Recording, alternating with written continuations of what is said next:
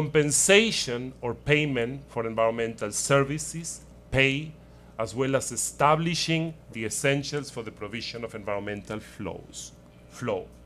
Out of these tools, probably rule was crucial in promoting the rule of law and strengthening the capacities of states to build water governance arrangements worldwide, and flow, which is the one that brought the essential features to implement the concept of environmental flows.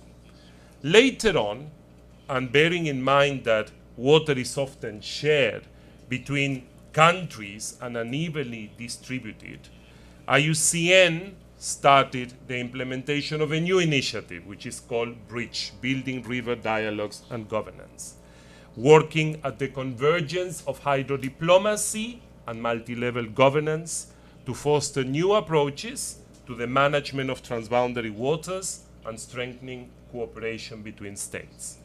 This initiative is based in 4 specific strategies: demonstration on the ground, learning, dialogues for consensus building, as well as leadership development, and is implemented in Africa, in Latin America, in Southeast Asia, and in South and Central America. Pardon, I repeated America, but it doesn't matter. It's not because I come from there.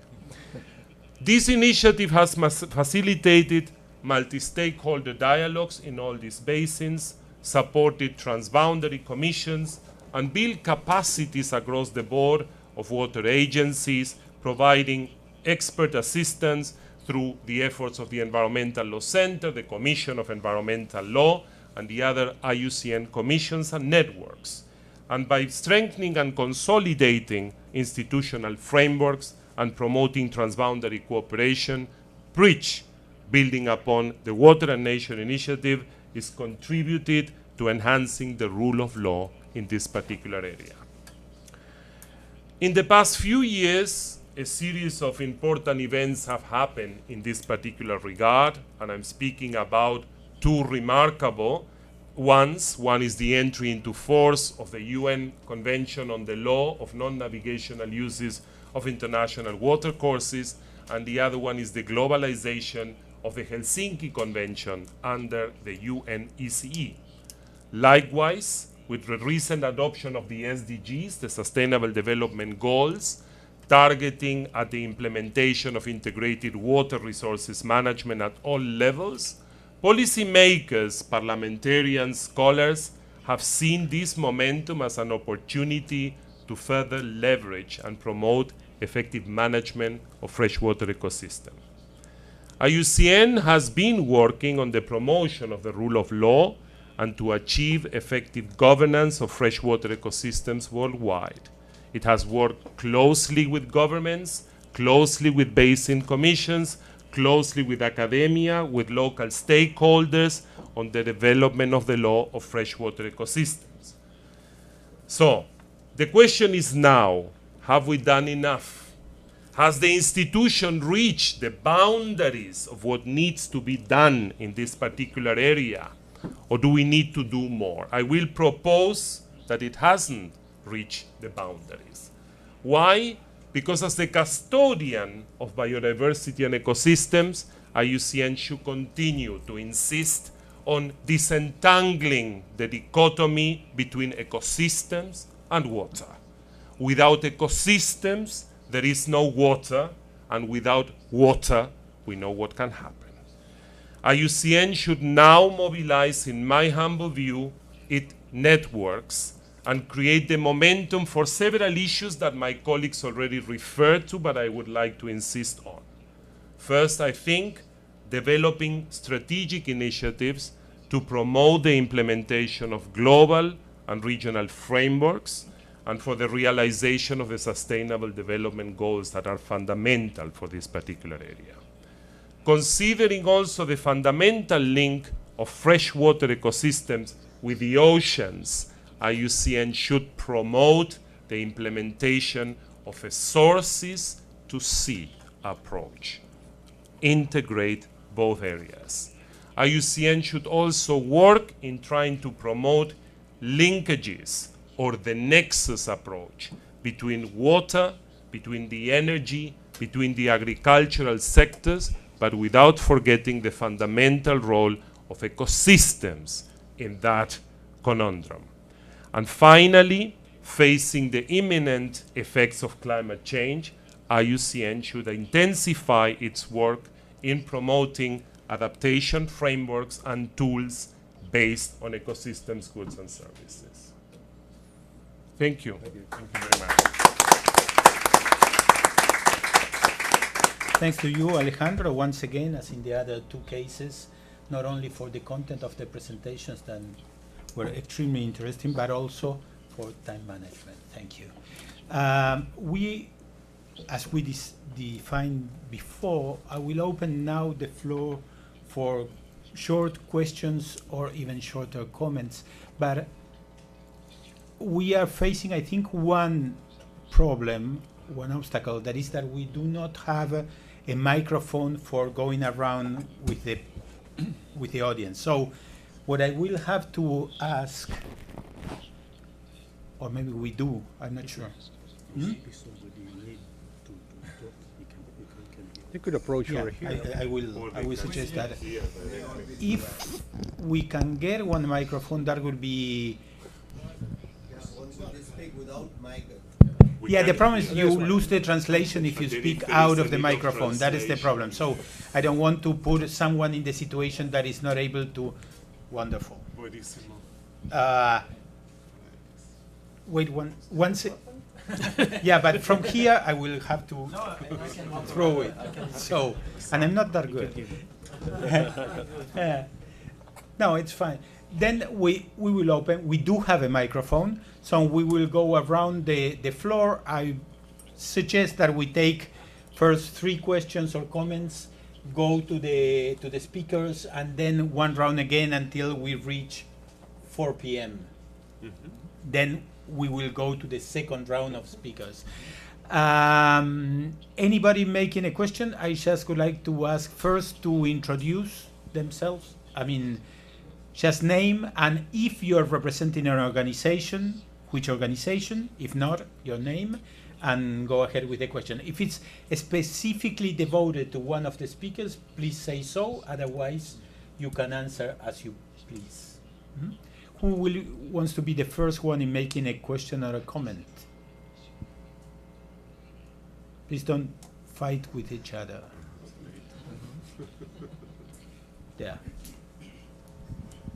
My name is Owen McIntyre, the chair of the Specialist Group on Water and Wetlands. I have a question for Alejandro. You've highlighted, Alejandro, the work that IUCN have done in relation to the key building blocks of implementing an ecosystems approach to the protection of freshwaters. Work on flows, technical guidance on flows, technical guidance on ecosystem services and payment for ecosystem services. And I want to talk about that myself in the next session. What can IUCN or IUCN in cooperation with a broader community of activists, scholars, etc., what can IUCN do to consolidate this guidance? I mean, what I'm really asking is, how do we make it very clear what freshwater ecosystem legal obligations actually require on the ground today? Thank you very much. I would like to take a couple of other questions or comments. Are there any? Let's start with that one, and then I'll go again to the floor. Alejandro, it was directed to you. Thank you, Owen. Thank you. And I guess you know that my view is not going to be absolutely comprehensive on that, but I will start, proposing that there is a further need, in the IUCN network, and especially using the resources, the academic resources, that IUCN has, the Commission especially, to do further research on that. Because, and I hope that you will speak about that, this is an area that is still evolving a lot. And we, from the Secretariat perspective, we are not capable enough to capture that rich evolution that is happening while we're sitting here. So I think that academic research is very much needed. But also we need to be astute enough to use the political resources that this organization has to mainstream that in the political discourse, in the political debate. So to influence, for example, further legislation through legal reform, international agreements through the hydrodiplomacy endeavors and in all the processes that IUCN is participating, bringing together not only the members of the Commission of Environmental Law, that can speak from a legal perspective on this fundamental issue, but from other commissions of the IUCN. I'm speaking about the Commission on Ecosystem Management, the Commission of Species Survival, and even proposing, in this particular area, the World Commission on Protected Areas. One way of implementing the concept of environmental flows could be in allocating or separating specific sections of a river or of a lake. And that idea of connectivity and protected areas is very fundamental. So I would really propose that, insist on further research, apply research, and also bringing together all the networks to continue influencing the political discourse and debate at the national and international level. Don't know if... Sure. If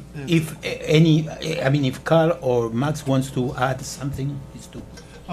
One thought that crossed my mind, there was a talk of conventions, and IUCN has had a long and important history in this realm. I've seen in the last, 10, 20 years, another process that IUCN might consider, and that's where conventions often get, the ambition gets downgraded in order to achieve consensus. And you see some very interesting initiatives that are essentially like-minded. So EITI, the Extractive Industries Transparency Initiative, the EU Flag T process, where you have what amounts to a small group of countries adopting binding, very aspirational norms, and then building it out. And when it first happens, it's dismissed. It's an anomaly. But when you get 30 countries or 40 countries, it starts to look much different. And I'm just thinking there might be some room for something other than a conventional treaty process that IUCN could lead with, where you really can be quite aspirational. Thank you very much. I believe we have first a question here and then one there. So please go ahead. Hello, my name is Caitlin. I'm from the Environmental Law Center in Bonn. I have a question about the different issues that we've heard today. How can the environmental rule of law actually assist in ensuring that water security will be mitigated in the immediate future? And how can we help prioritize these different issues that you've presented and make sure that water management is actually considered in this whole myriad of issues? Thank you. Could you move the microphone? Yeah, thank you. Thank you for the opportunity. My name is Werko Yifru. I'm from the Secretariat of the Convention on Biological Diversity. My question is, yes, countries seemed to have agreed to this concept of integrated water resource management. It's now part of the SDGs. But in reality, especially in the context of transboundary and boundary water resources, countries are more focused on the rights, water rights. They want first and foremost to define what their rights were vis-a-vis the other co-basin states, vis-a-vis the other water-sharing neighboring countries that they have. And in the meantime, environment suffers because there's always a competition to put some evidence on the ground by building water resource development projects. Some dams could be constructed in places where they could be more wasteful than useful, where there is more sedimentation which makes the dam useless after a few years' time. So for me, I have a little experience in that area. The fundamental issue here that may need help from the environmental law community is defining the water rights. Well, some years, decades ago, we had the Helsinki rules, where we had some parameters, how the water rights may be defined, population, water contribution, etc. But now we even, after having the International Water Courses Convention, the 1997 Convention, we still have little in terms of defining the rights. So how can we help the countries that are sharing water resources in this respect? Thank you. Thank you very much. There is one intervention here in the front, and then we will go back to the speakers for comments about all of the questions that have been made. And this is Ambar Prasad Pant from Nepal. I'm professor of law at Tribhuvan University. After listening to 3 presentations, and it has struck me to to raise few questions related with this. This, resource has been a serious conflict issue in our region between the upstream and downstream countries, between some countries in the region of South Asia, and there is always serious debate. And when the national foreign policy will also affect because of that conflict issue. Now, as we see the standard or parameter just now raised, so far developed at the international level, whether we go with 1997 convention or the earlier one was, as Asia has pointed out, Helsinki, which is globalized. But there is one more development with ILA, that is Berlin Accord 2004, you may be knowing that. So with that, there are 3 different regulations developed at the international level. Helsinki, which was the initial one, which is replaced by, I should say, Berlin Accord 2004.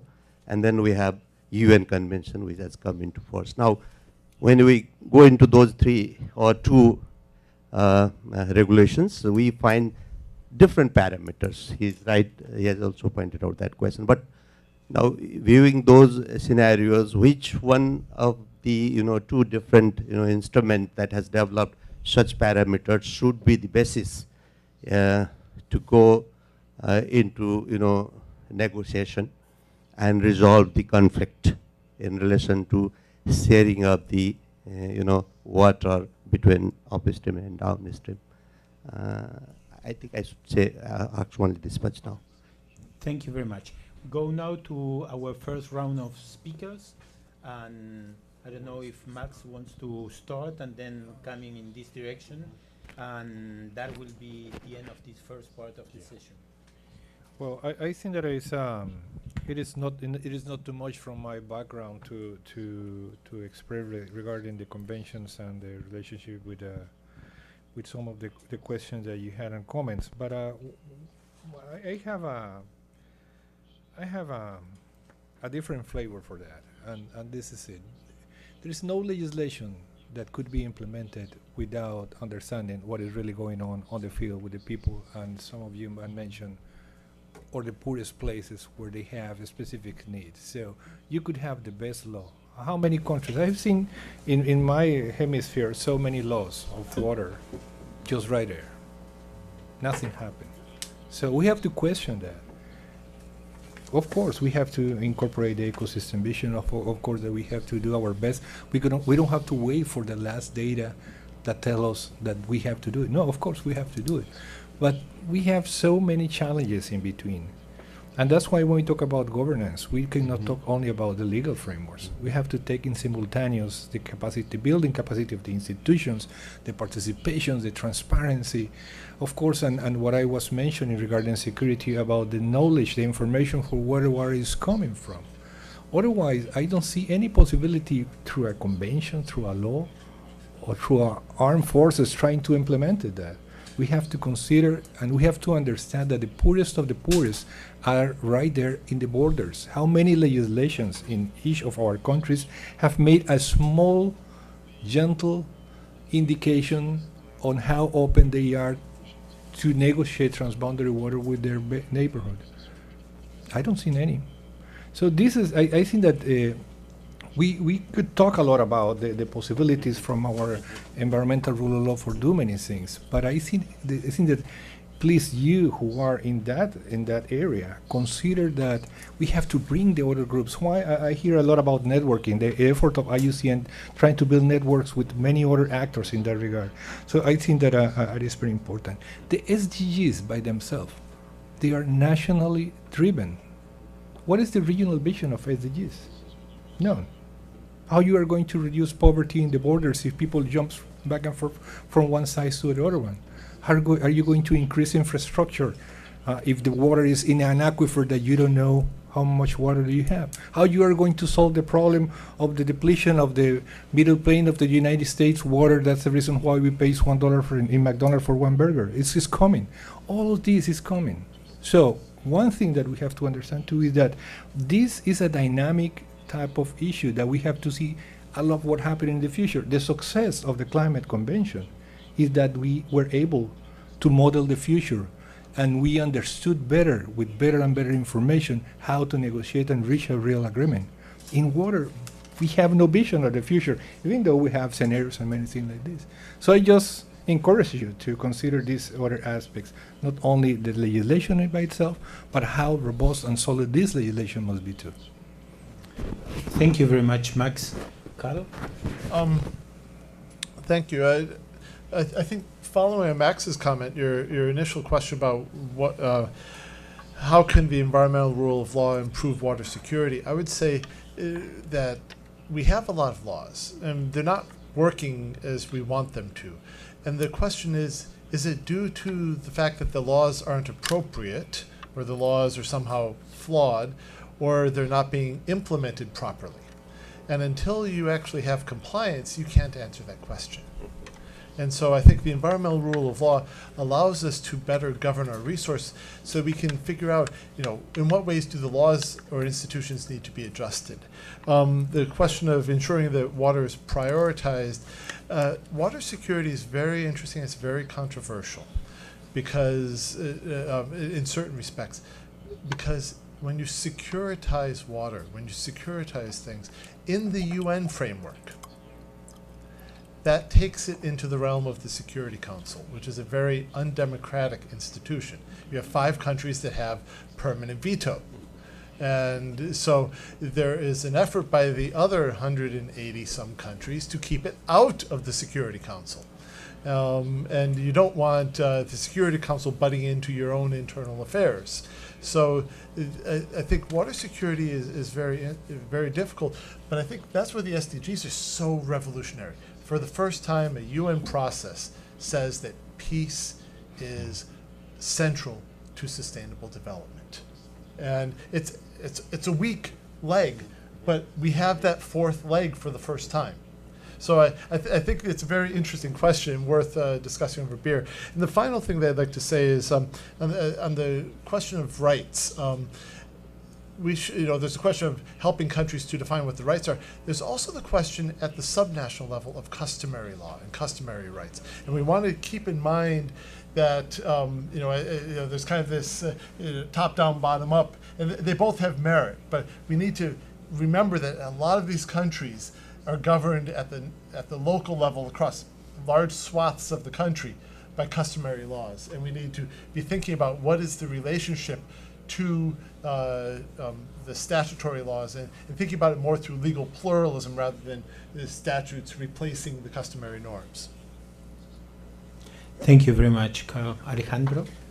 Just one comment, because if not, we will never finish. I mean, thank you for these interesting interventions. Just to complement or to build upon what you just said, Carl, and responding to the question from Worko, I think, the discourse is moving away from this idea of rights, right? Rights, my rights over the resource, and looking more and more into the benefits deriving from the use of the resource.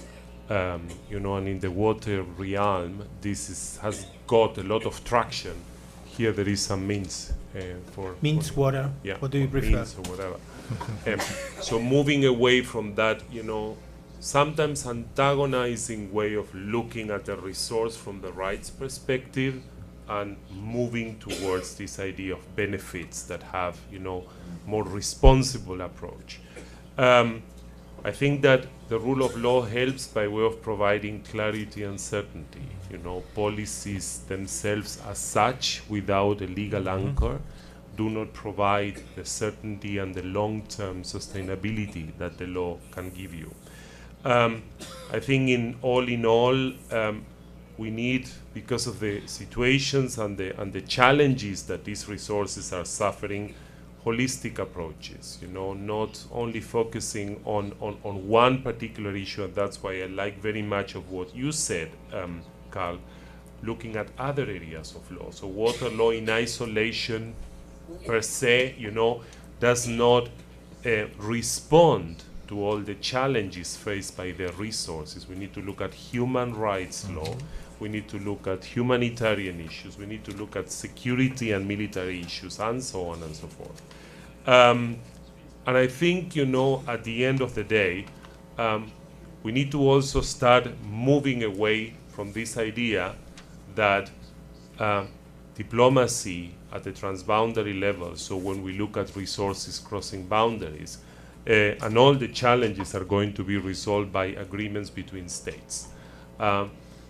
The agreements to be effective need the agreement of the users, and the users are not only the states, are the people.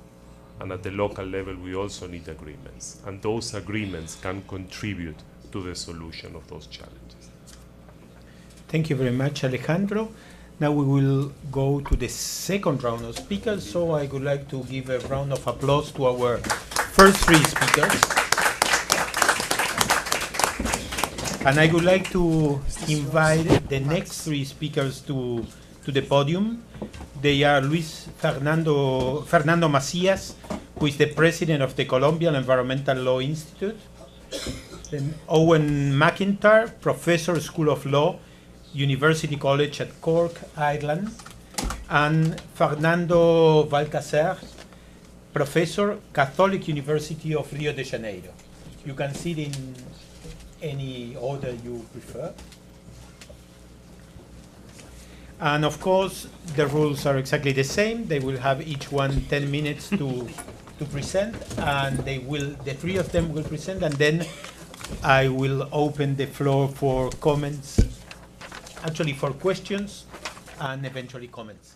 And the first one will be Luis Fernando Macías. Luis Fernando, the floor is yours.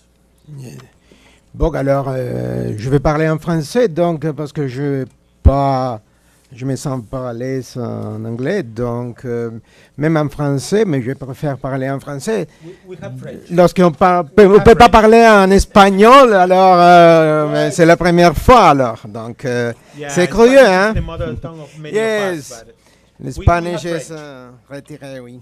Bon, alors pour ça, mais tout d'abord, j'espère que la personne qui traduit à l'anglais comprend mon très mauvais français, s'il vous plaît. Merci. Ok, d'accord. D'abord, je vais montrer deux petites...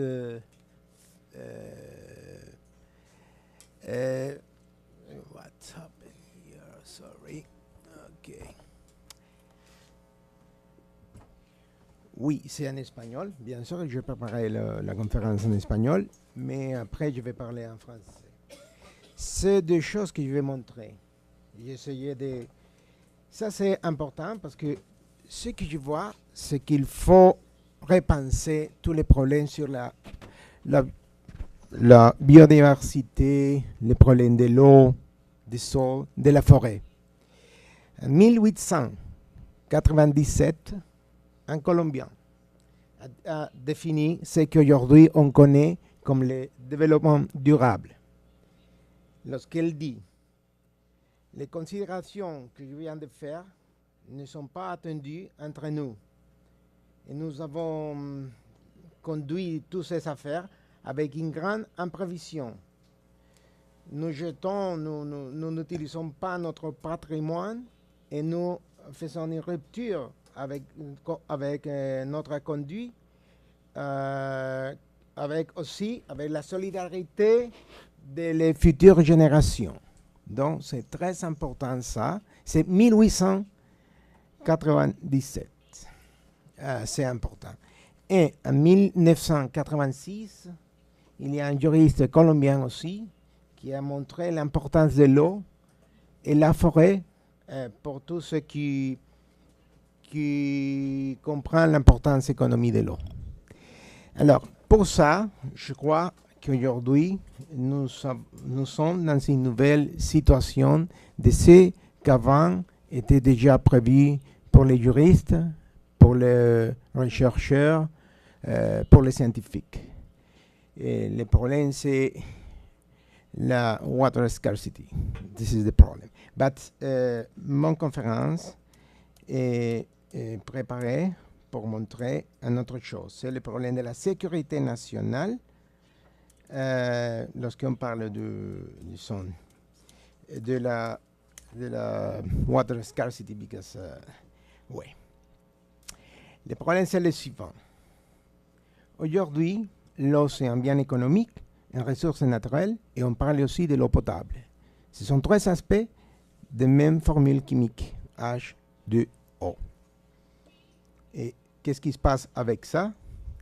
Ça dépend du point de vue qu'on choisit.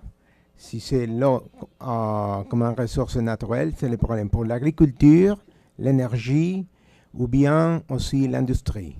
Si on parle de l'eau potable, c'est un problème de service public. Et si on parle du bien économique, le voilà, c'est ça, le bien économique. Mais et ça devient aussi l'eau en intérêt des États. Un intérêt des États que ça nous conduit à penser dans la sécurité de l'État. C'est-à-dire, lorsqu'on parle du problème de l'eau, du problème